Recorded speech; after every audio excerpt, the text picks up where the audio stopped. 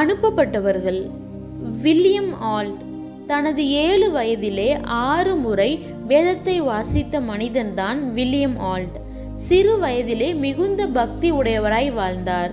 William ஆல்ட்டிற்கு இலங்கைக்கு சென்று ஊழியம் செய்ய வேண்டும் என்று அவர் மனதில் பெரிய பாரம் இருந்தது. அவர் மிஷனரியாக செல்ல வேண்டும் என்றால் திருமணம் முடித்துதான் வர வேண்டும் என்று கட்டளை கொடுத்தார்கள். பின்பு அவர் சாராள் என்ற பெண்ணை திருமணம் செய்தார்.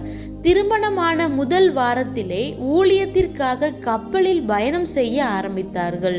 அவரது மனைவிக்கு கப்பலில் ஏற்பட்ட அதிக காற்று, மழை, வெப்பம் அவரது மனைவியின் சரீரத்தை மிகுந்த பலவீனமாக்கியது. பலவீனத்தால் மிகவும் கஷ்டப்பட்டு 5வது வாரத்திலே மரித்து போனார்கள். மனைவியை புதைக்க இடமில்லாமல் கடலிலே தூக்கி போட்டார் வில்லியம் ஆல்ட். தொடர்ந்து பயணத்தை ஆரம்பித்தார் இலங்கைக்கு. இடம் தெரியாத, மக்கள் தெரியாத, மொழி தெரியாத இடத்திலிருந்து வெறும் 2 மாதத்தில் தமிழ் மொழியை வில்லியம் ஆல்ட் கற்றுக்கொண்டார். அவர் படிப்பறிவில்லாத மக்களுக்காக பள்ளிகளை உருவாக்கினார். அநேக சேவைகளை செய்தார். அவர் வாழ்ந்தது வெறும் 8 மாதங்கள் மட்டுமே. கொசுக்களின் தொல்லை, ஆகாரம் இல்லாமல், வெப்பம் தாங்காமல் வில்லியம் ஆல்ட் மரித்து போனார்.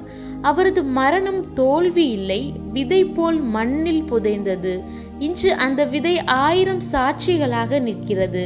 நாம் வசதிக்காக வாழ்கிறோமா அல்லது அழைப்புக்காக வாழ்கிறோமா? வில்லியம் ஆல்ட் மரித்து போனார். அவரது தியாகம் இன்னும் பேசுகிறது. அவர் செய்த சேவை இன்றும் உயிருடன் இருக்கிறது. அனுப்பப்பட்டவர்கள்.